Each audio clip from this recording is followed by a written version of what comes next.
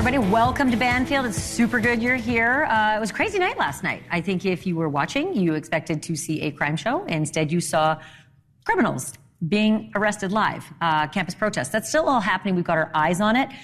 We've got live crews in the field because it could get hinky. But we have so much material for you tonight, so you can't go anywhere. We're kind of like, we've got two shows. We're going to flip-flop between them. But this is where we need to start, in Oklahoma, because there were a few things that we collected over the last 48 hours that sort of left all of our jaws on the ground. One is a video that I'm not exactly sure how to describe it, but I can tell you this.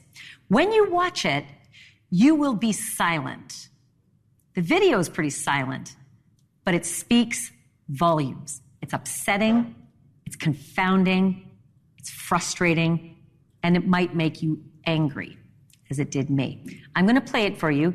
It is Grandma Tiffany. Keep using that character name because it fits. The grandmother of two children. She is alleged to have murdered their mother, along with 4 other co-conspirators. And this video that you're looking at right now is taken just a few days later, just going through the motions of doing errands with the 2 little children in tow who have no idea what's just happened to their mom, allegedly because of that grandma doing errands. Okay, so I'm going to play you that whole video. That's coming up in just a hot minute. Also, as we play this video for you, today was a really big day in this case because the 5th man, that mystery co-conspirator who finally got arrested, Paul Grice, they did the perp walk. You saw this with the other 4. Look at this one. Now he's on his own as number 5, but it was the same walk. You can call it the walk of shame, you can call it the perp walk, you can call it whatever you want, but he had to walk by the media on his way in to making his first court appearance after being arrested and charged with murder, kidnapping, conspiracy, all things that qualify you for the death penalty in that state. The difference between this fella and the 4 that preceded him, several differences. For starters, he talked to Brian Enton. You're going to hear what he said to Brian Enton on the way in. And people talked about him as well. You're going to hear what they had to say about him. And his wife has done something really out of character, maybe in character. I don't know. I'll tell you all about that in a minute. 2, the other thing that was real different, inside the courtroom. Do you remember hearing last time when those other 4 co-conspirators alleged to have done this? The father of Veronica, the mom of those 2 kids, he had to be held back. And the epithets were flying, every 4-letter word in the book, which I would have used too. But he had to be held back. Today, different. And Brian Enton has the wrap-up of all of it. You're going to get that in just a moment. And then also in Oklahoma, just when we sort of thought, well, wow, we spent a lot of time in Oklahoma, another story broke down there. And it's 8 months old, but we are now hot on the trail because the family has had enough of the silence. They lost their 19-year-old boy, Noah Presgrove. Look at this kid. Like, vision of health. What a future ahead of him. He had just graduated high school. What a summer. Labor Day weekend wrapping up. Such a fun summer. Big party. And he was never seen again after that party until he was found dead on the side of the road, battered to hell. And silence from the cops for almost 8 months. And all of a sudden, we get on the story, and the spigots are opening up. Information flying back and forth. The cops talking to the family talking to us, the friends talking to us. And guess what? At the first juncture in this, the cops said to us it was suspicious, right? They didn't think it was a hit and run on the side of the road. They thought it was suspicious. Today, we now have official reports, and those reports say something entirely different. What is this family to make of it? They spoke with us exclusively. You're going to see that too. And then the tic-tac UFO, before you laugh and before you say, oh, there she goes again with the, National Enquirer stuff. The video that the Pentagon finally let us all see just a few years ago was what naval pilots witnessed, multiple naval pilots witnessed out of their cockpits, and actually in contemporaneous fashion recorded what they thought of the crazy video on their comms.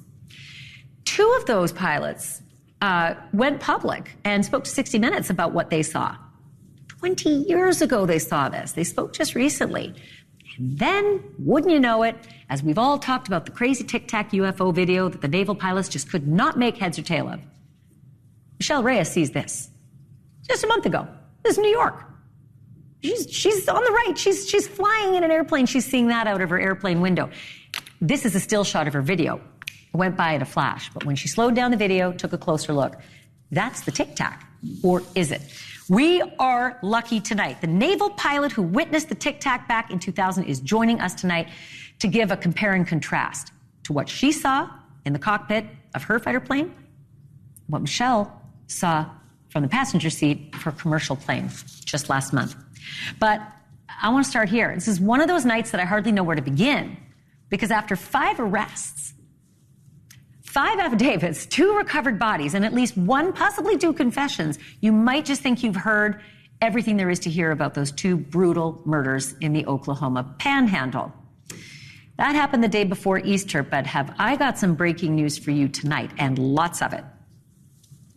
Literally in the last 48 hours, we've uncovered a month's worth of stunning and exclusive details about Grandma Tiffany and those alleged co-conspirators. They called themselves the God's Misfits.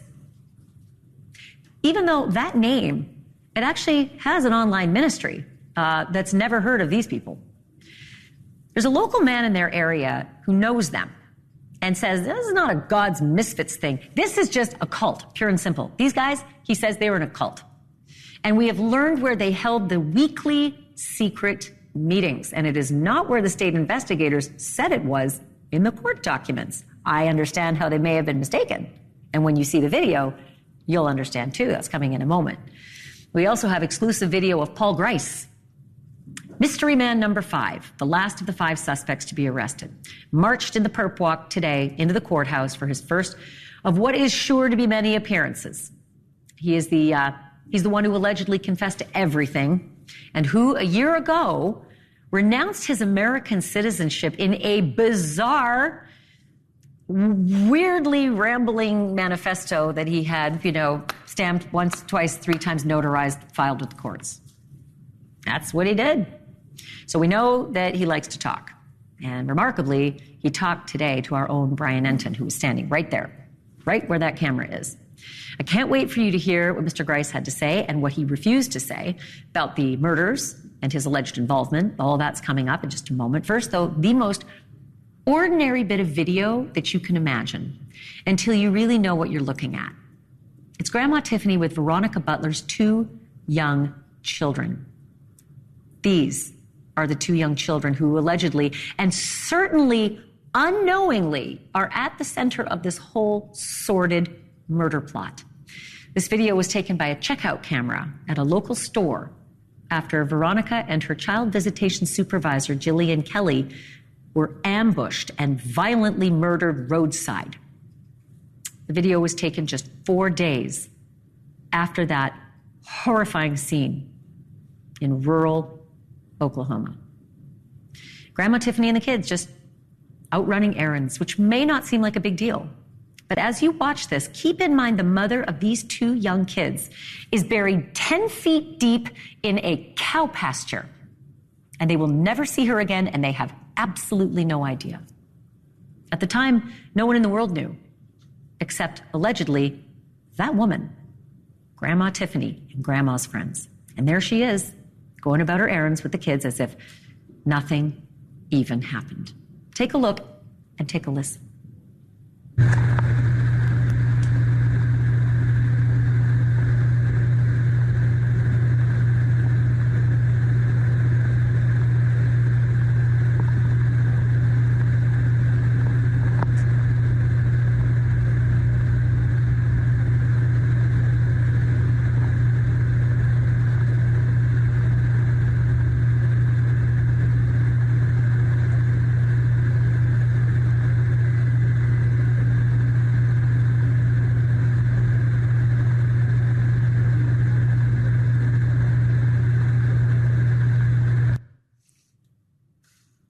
I watched in silent awe because there's just nothing untowards about it.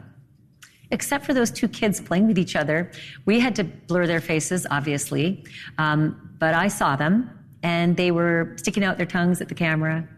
They were laughing at each other. Brother picks up his sister, jogs her around, just like we would all do at that age, unless we knew what was actually going on. And I don't know if you noticed it. I'm sure you did. The T-shirt, Jesus is my Savior. Ma'am, if you're guilty of these crimes, you better hope Jesus has got your back, because Oklahoma's death penalty is staring you down, and you are going to need Jesus and more. All of these revelations come to us tonight from NewsNation senior national correspondent Brian Enton, who joins me live in Oklahoma. You know, Brian, at first I think people would say, I don't hear anything on the video. And I think that's part of the story. I think the part of the story is that it was just any other day, and it was 4 days after one of the most hideous double murders, ambush, brutal, vicious double murders. And if she's guilty of that crime, she's done it to their mother, and they've got no idea. They're never going to see her again. So it just, there's something just catches in your throat looking at that video. Yeah, it's a 40-second video, Ashleigh, and like you said, in any other circumstance, it would just be totally ordinary. You've got Grandma Tiffany at the self-checkout there with the 2 grandkids. It appears that's possibly an Easter basket, a small Easter basket that they're buying there, and you can see the little grandkids wanting to take part in the checkout. I mean, it just seems so ordinary, and then you think about the fact that this was 4 days after the killings, the brutal killings. I mean, we've been learning over the last couple of weeks that the victims weren't shot. These were brutal, brutal killings, and all indications are, according to police, that Grandma Tiffany was the mastermind. And there she is in the video, just checking out, like there's not a care in the world. 4 days later, and you think about those little grandkids there that have no idea at that point that they are never going to see their mother again. And I think about where Mom is in that cow pasture 10 feet down, with hay scattered so that the cows will graze over top and nothing will look untowards or disturbed. I also watched as the kids were waving because they can see their image on that camera, so they're having a great time and so carefree. I don't know what they know now. It breaks my heart. And to get to the other aspect of this, if Grandma Tiffany, if the affidavit is to be believed, then there are 4 more co-conspirators, Paul Grice being one of them, and he was the last to be arrested and the last to make an appearance, and you were right there at that perp walk and inside the courtroom. The volatility of the first court appearance of the first 4 was just breathtaking. What about today? What was that courtroom like? Yeah, again, first of all, Ashleigh, you show up to the courthouse. The security is so tight. There are deputies all over the parking lot again. There's a sniper on the roof again. They've got a drone up, a police drone up. They've got the hand wand metal detectors out in the parking lot. So that's just to get into the courtroom. Up on the 3rd floor is the very, very small courtroom. They brought Paul Grice in through the front door. They actually held him in a side courtroom. And the deputies watched over him while they locked all the doors. They bring him into the courtroom. And once again, Veronica Butler's father was there. You remember last time he had that outburst where they actually had to hold him back and he was cussing at the other suspects. Today he was much calmer, but he was very, very emotional again, crying in the back of the courtroom. It was just heartbreaking. I was able to ask Paul Grice several questions as he walked in. Take a look. Paul, is there anything you want to say to the victims' families? Sorry for their loss. Anything you want to say to your family? Miss them. Love them. Paul, why did you join the God's Misfits group? Was it worth it? It was interesting, Ashleigh. You know, he answered the questions on the way in when I asked about what he wanted to say to the victims' families and what he wanted to say to his own family. But when he came out and I asked about God's Misfits, the anti-government religious cult group that they were all in, he just stayed so totally silent, looked straight ahead, didn't even really glance at me. And you may also notice he's now clean-shaven. He had the beard in the mugshot, and he went right out there. They walk him right in the parking lot. I mean, all the locals are around watching all this go down. They walk him right through the parking lot, shackled, and they put him in the cruiser and took him away. If he's guilty of this crime, I can imagine. Sorry for your loss. That's all he had to say about these family members of these 2 innocent moms. Sorry for your loss. As opposed to, I didn't do this. That would be my first response. I didn't do this. I am innocent of these crimes. Nope, sorry for your loss. Miss my family, love them. He confessed, remember? He confessed. That's what the police say. You know, that's what the affidavit says. Yeah. So what about his family? There's all sorts of stories now circulating that he's on his own. Yeah, so he has got little kids. I mean, again, a tragic part of this whole story. He's got young kids. He's got a wife. They live out on a farm. You know, he's a rancher. He's a farmer. She homeschools the kids. She's got chickens. And she has left the house, we learned. They rent the house. She, according to sources, paid the last month's rent, took many of her belongings, packed up the kids, and has left town to go be with her family. We are told that she has been saying that she knew nothing about the murders, and she's still got some belongings to come back and pick up, but it appears she's not going to be living in that area anymore. She has packed up most of her stuff. She's left. She's only paid the rest of this month's rent, doesn't intend to pay any more rent, and has gotten out of here. I mean, if it's true that she knew nothing about this, she is also a victim of this horrendous crime, and those little kids, too. Yeah. All right, so the other thing is there were people from the surrounding community who came today, who came to this hearing, and were standing with you as he was marched in. Give me a feel for them. What are they saying? I wasn't sure whether they supported these five or whether they vehemently want to see the full letter of the law thrown at them. They want to see the full letter of the law thrown at them for the most part. And let's not forget that pretty much everyone, almost in the whole county, knows the victims and also knows of or has done business with one of the four suspects. These were people who were involved in the community, big business leaders, owned thousands of acres of land. I mean, everybody knows these folks. So people come to the courthouse to take a look and also to just keep up with the case. I talked to a couple of women outside. Listen to what they said. What did you make of Paul Grice, seeing him walk in?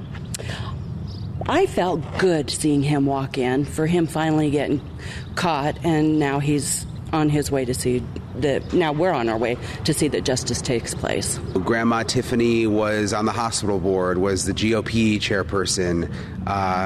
Cole Twombly was the president of the 4-H.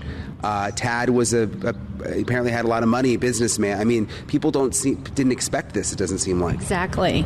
And, all of us could have had interaction with these people at any time and never knew it. Mm-hmm. And now we're seeing them charged on murder charges. And it's very sad that this has happened. It leaves a lot of people destroyed.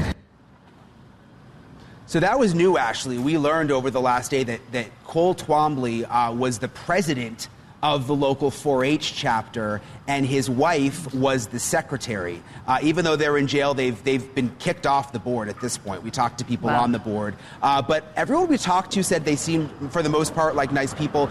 There's though, this thing about Grandma Tiffany, when you ask people about her, well, she was a little nutty. We heard a story, Ashleigh. She chased a plumber off her property with a gun. That if you step foot on her property, she came out with a gun. She's the one that people really believe was the mastermind behind all this. It's in all of the reporting that's been going on, we're careful about rumors. We want to report fact. And then when you hear time after time after time, multiple people saying the same thing about a person, it starts to become a little more like reality. And that's what we heard. She seemed dangerous. She was frightening. I've heard the description, Darlene from Ozark, if anyone has seen that. Just a frightening woman, one to be wary of. And that's why so many people were so buttoned up and wouldn't talk. They feared her. Hey, Brian, don't go anywhere. I've got so much more material I want to cover with you. And after the break, Brian has this whole exclusive look that he's going to share with us of the clubhouse. The clubhouse where the gods' misfits allegedly met. We had heard that Grandma Tiffany and her fellow anti-government malcontents held weekly meetings at the Twomblys' home, but as it turns out, that was wrong. And the real meeting site is a lot more strange and far more inappropriate. We're going to take you right to that site and show you inside. Coming up next.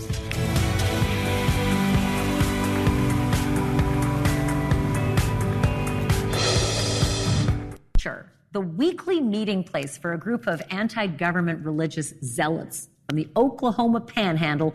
What image would you have in your mind?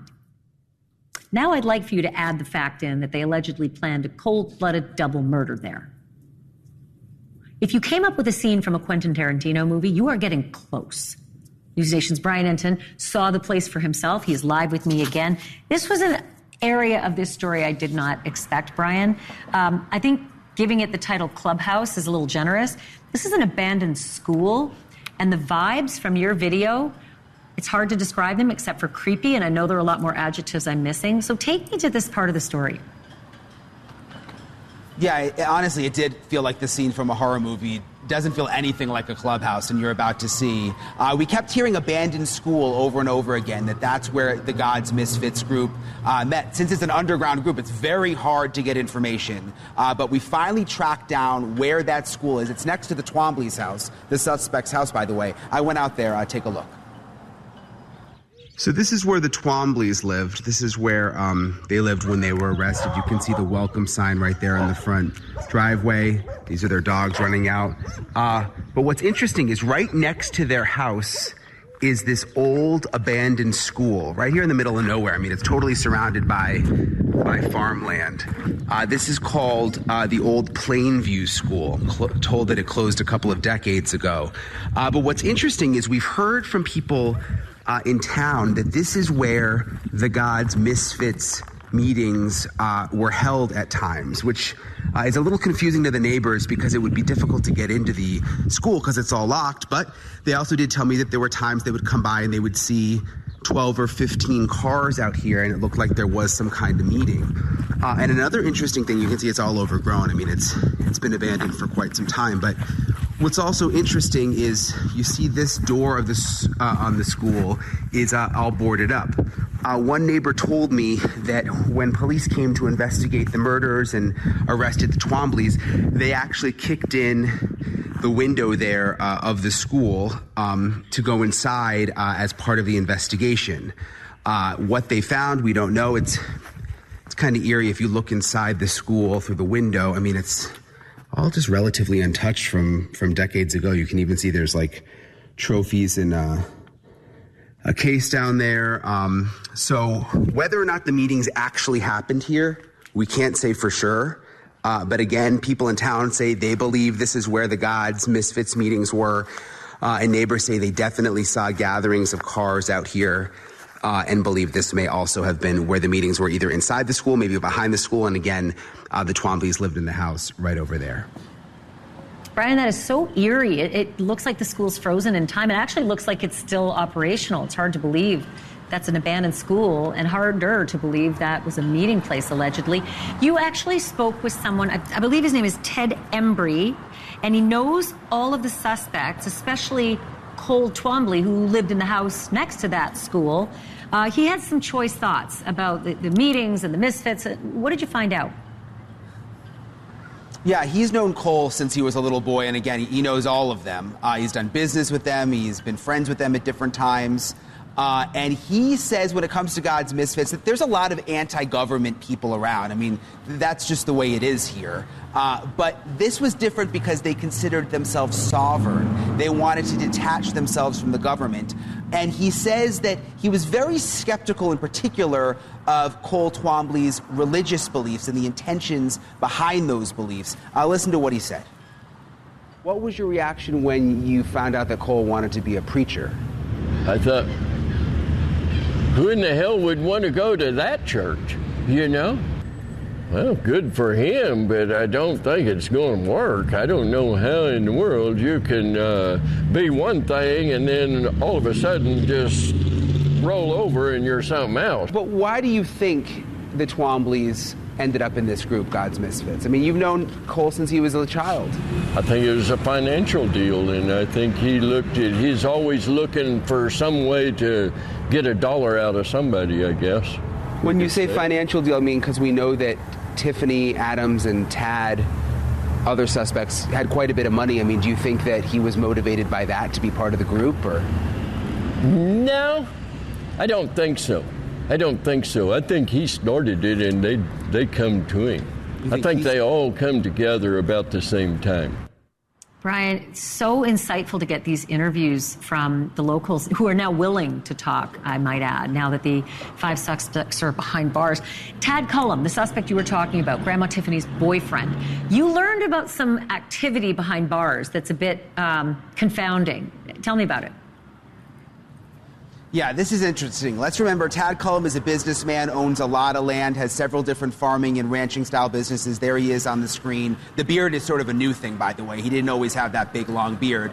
But we have learned that he has been calling business associates from behind bars. He's been making phone calls to business associates, according to sources, and wanting to talk about business and wanting to even talk about future business deals and opportunities, which is very strange when you think about the fact that he's behind bars for murder and kidnapping and facing the death penalty. It's almost like he could be in denial in some way, but we've been told he is making those calls.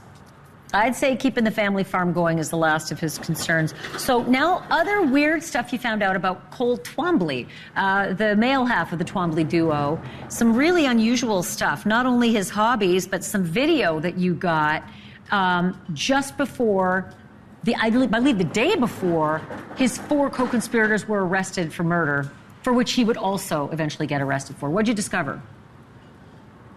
Yeah, you can't make this stuff up about some of these people. I mean, there's so many layers here. He was apparently into cowboy poetry, considered himself a cowboy poet, that he really liked Baxter Block, who is another cowboy poet. He had photos with him that he posted, and he enjoyed reciting this cowboy poetry and reciting the lyrics to songs. Very, very strange. There's actually one video we came across where he recites the night before Christmas, which again is just very bizarre considering what we now know he's accused of. Take a look at this.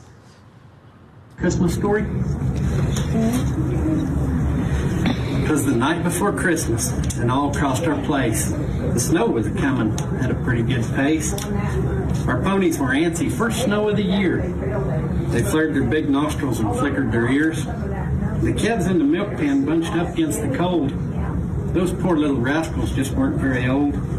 But the wind wasn't blowing and the snow come straight down. Painted everything white as it covered the ground. The kids in bed early, but they sure didn't sleep. They were way too excited to simply count sheep. Ma and I were relaxing. Time to finish this day. We were headed to lay down. It's time to hit the hay. Brian, again, when I hear about the message he put out on Facebook as well, the day before his co-conspirators were arrested, he would be arrested after that. This is the message that he put out, birthday message. Big thank you for all the wonderful birthday wishes. Got to dance in the front yard with the lovely and gracious Cora Twombly, his wife. Have cake and share the evening with our new daughter-in-law. A celebration of life. Literally a day before there were 4 arrests in brutal death. Just amazing reporting out there. There's no other way to put it, Brian. Thank you for collecting all that material. Thanks, Ash. And Brian is going to continue to follow this story as well, but still to come tonight, the moment 8 months in the making for the family of Noah Presgrove. He is the Oklahoma teenager found dead on a highway after a weekend-long Labor Day party. His death was called suspicious. That happened right away by the police. But they've left Noah's family and really the rest of us pretty much in the dark ever since. Tonight, however, the veil has been lifted. Or has it? They're not giving us no hope. And it would be nice to have a little hope, you know. Our exclusive interview with the teenager's family, that's coming up next. Don't miss it.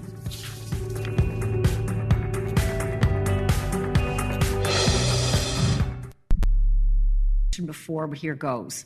Was Noah Presgrove murdered in Oklahoma, or did somebody kill him accidentally and run away? Or was it an accident, period? Random, tragic, nobody's fault. It pains me to say it, but even 8 months later, it depends on who you talk to. Noah, as you will probably know, is this 19-year-old high school grad whose battered body turned up on the side of a highway Labor Day morning last year, naked, except for his shoes, one of which was not his. From the outset, the police called it suspicious, which wasn't much of a stretch, but then they went radio silent. The family never even got a proper death certificate. But 2 days ago, bombshell. Noah's brother told us exclusively the police said to the family they were looking at several people as possible suspects in Noah's death. Implication, foul play. That same day, NewsNation paid a visit to the Oklahoma City Medical Examiner's office, asking why, after all this time, why they had failed to produce an autopsy report. And then voila, there's Alex Capriello. Just yesterday, they produced an autopsy report listing Noah's cause of death as multiple blunt force injuries, perhaps from, are you ready? Unknown vehicle. Implication, pedestrian accident. But then under manner of death, which is accident, homicide, suicide, natural, the ME marked unknown. So we ran all of that by Joseph Scott Morgan, who's our go-to certified death investigator and forensic analyst. And he pointed out something really interesting. The assessment of the body was not done at the scene, and that the autopsy was done more than 24 hours after Noah was found, which is far from ideal. And now today comes a written statement from the Oklahoma Highway Patrol. And again, bombshell. They're investigating Noah's death along with the OSBI, the Oklahoma State Bureau of Investigation, and pay close attention to the operative line in the new statement. It reads, and I quote, "Currently the OHP is not investigating Presgrove's death as a murder," end quote. Which could be in line with the autopsy report. What about the family's report that police were looking at possible suspects? Do the police believe that Noah was a victim of homicide, death at the hands of another, but that it wasn't on purpose? And if so, they may want to have another chat with the ME. Or are the two investigating agencies not on the same page? Noah's poor family is trying to process all of this, and they talked about it with our Alex Capriello exclusively. Here's that interview. Ashleigh, it was an eye-opening experience speaking to the family of Noah Presgrove. We went into great detail about the autopsy report that's now in their hands, what they think happened to Noah, and the frustration they feel from not getting direct answers from his friends. So blunt force trauma to the head, and your thoughts when reading that is that it's quite possible this might have been the hands of somebody else? Mm-hmm. Yeah. I think that's what's got me thinking that it wasn't no accident, you know. He'd been just beat in the head so many times that it just, you know, and it couldn't have been by a car. Just once I saw his face, it's just, I just couldn't do it. So I had no idea about the hair.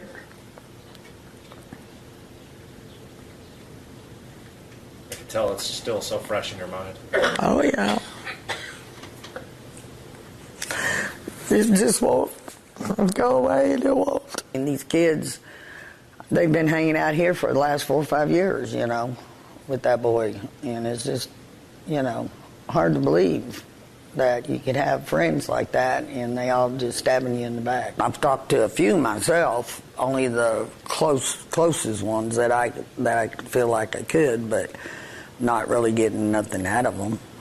I mean, one of them I've gotten a couple stories, 2 different stories out of his mouth, you know, and another one I've gotten 3 different stories out of his mouth. So, you know, which story is true, you know. And in my heart, I just pray to God Jack has nothing to do with it, you know. I mean, because I love Jack, you know, but, you know, that was Noah's best friend. And where was he, you know? I mean, I hate to put that on him, but, you know, it keeps going through my head. They've done wrong, and they need to stand up and be a man and admit it, you know, regardless. I mean, if it was an accident, why didn't y'all just say it was and call 911? I have respect for the law enforcement, but I just feel like, I just don't feel like they're doing enough right now. They're not giving us no information. They're not giving us no hope. And it would be nice to have a little hope. It's not going to go away, you know, until this is resolved. We will not stop until it's resolved. And that, you know, and I'm hoping that it will put pressure on them, you know, to let's get busy and get this figured out, you know. And I'm hoping it will. Until you come and you tell me what happened to my grandson. You can't get over it. And I don't even know if I'll get over it then, you know. I've made repeated attempts to get in contact with detectives with the Oklahoma Highway Patrol to try to find out the latest on their investigation, but so far, during my entire time here, I have yet to hear back. Ashleigh? Alex Capriello, thank you. And since the interview, we want to say this. We've obtained Noah's full autopsy report, right down to the toxicology, and you might be surprised to find out what was not in Noah's system when he died. We're going to get to all of that tomorrow night right here on Banfield. And if you have any information on Noah Presgrove's death, please call the Oklahoma Highway Patrol, 405-353-0783. Take a quick picture of your screen and call. Still to come tonight, it was an unidentified flying object, and it was caught on camera over the New York City skyline just last month. An airline passenger captured the video from her window seat. But 2 naval pilots saw something that was awfully similar 20 years ago, and it became known as the Flying Tic Tac. To say they did a double take back then is an understatement, so what do they make of this latest Flying Tic Tac? One of those naval pilots is live next. This message is from the U.S. Department of Veterans Affairs. Veterans, do you wear glasses or use hearing aids? VA Healthcare may cover both of those for you at no or low cost. You may even be eligible for free dental care at one of VA's more than 200 dental clinics. Sign up at va.gov, call 1-800-MyVA411, or visit your nearest VA medical center.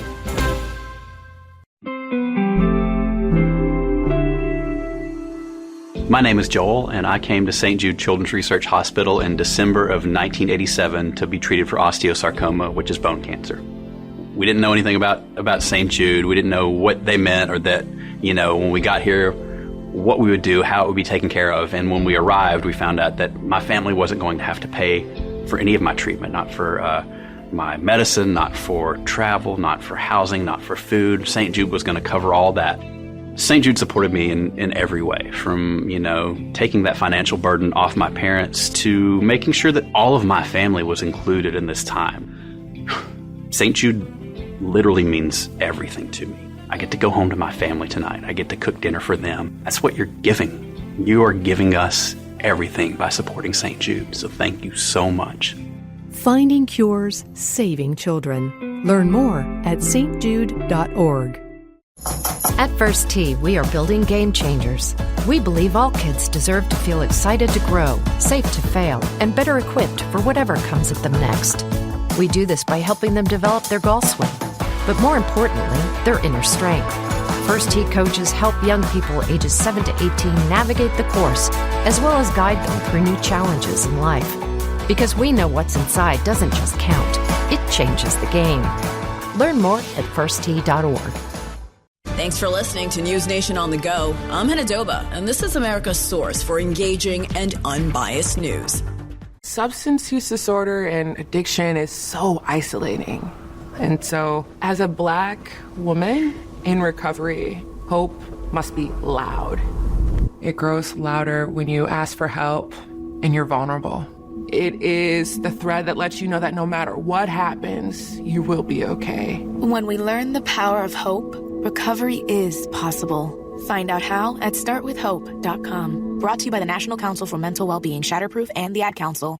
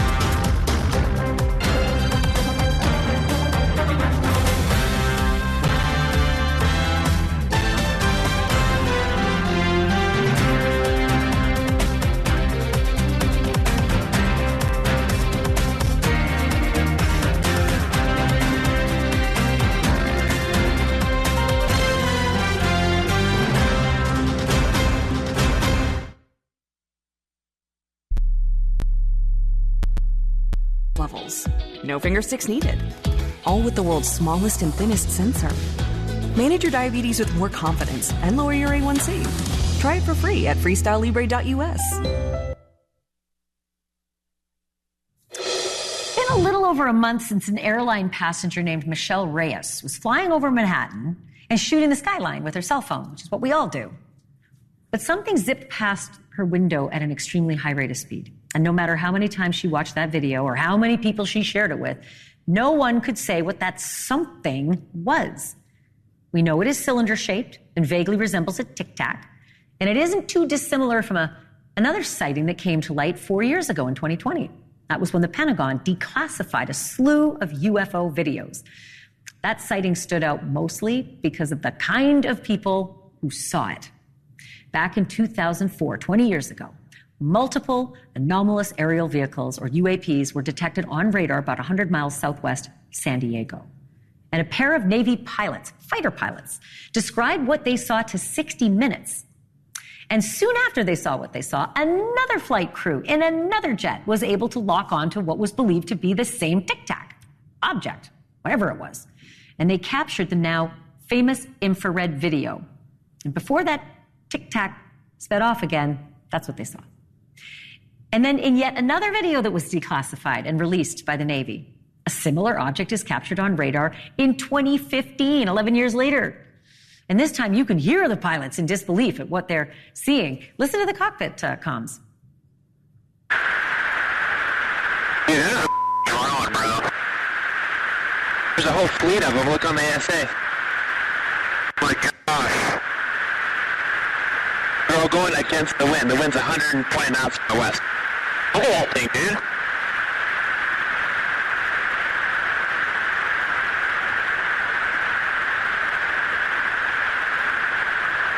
That's not our LNS though, is it? It's not. That is the LNS, dude. Well, if there's like... Look at that thing. It's rotating. Look at that thing. It's rotating. Just 2 weeks after this sighting, a second sighting happened. And then flash forward to last month. How does the object that Michelle Reyes saw from her airplane window stack up to the videos and the intelligence the Pentagon already knew about? For that, I turned to retired U.S. Navy Lieutenant Commander Alex Dietrich.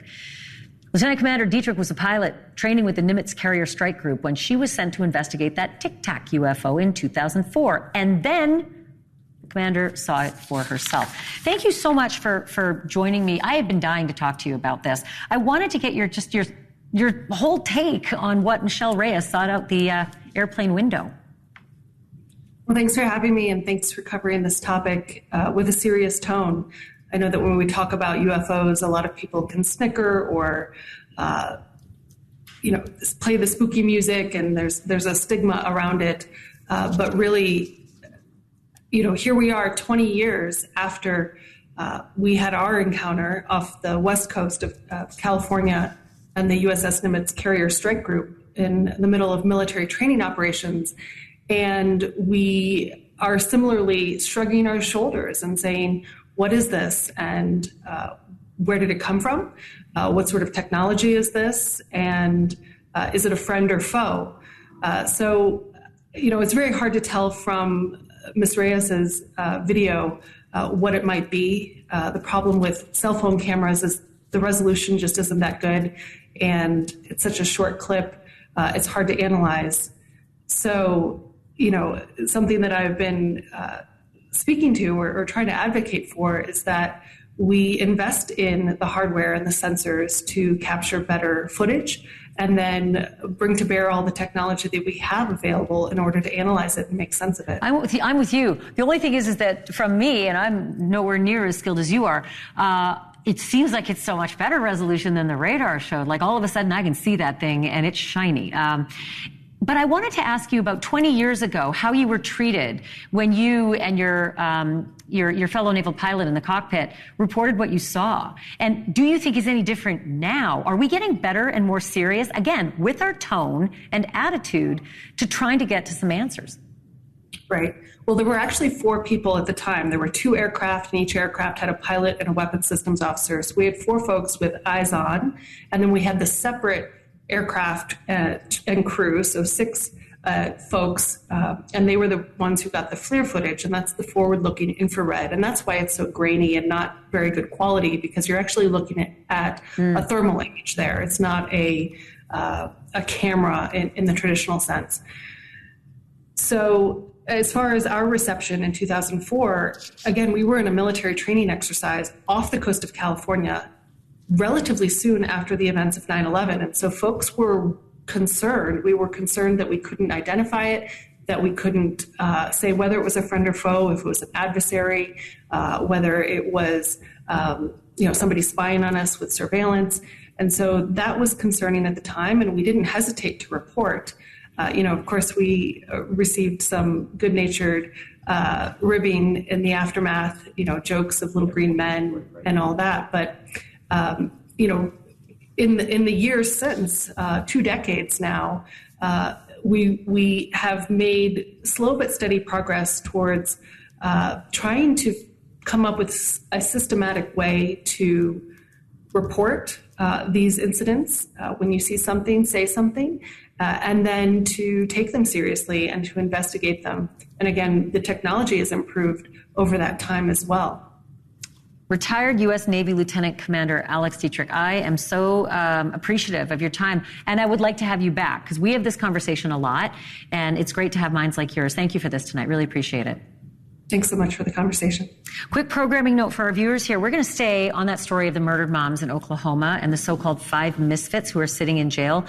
Brian Enton is on the ground with the latest, but also in Oklahoma, we have finally got that proper autopsy report for Noah Presgrove, and we're going to break that down with our expert tomorrow. And Brian Kohberger is back in court. Could he really have been lurking online as Papa Roger before he was arrested? We have new reporting on that. Don't go anywhere. Back right after this.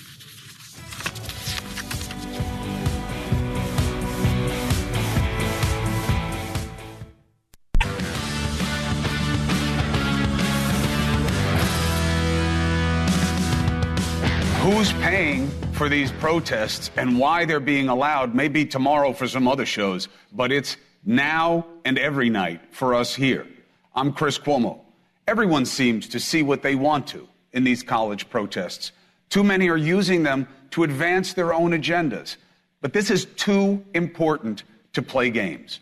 It is a time to say what you are about, what you think about what is happening, why it's happening, and what you believe must be done now. Look, tonight, here, you're going to hear people play to advantage with these protests, but they will be tested. This is not some fake impeachment effort.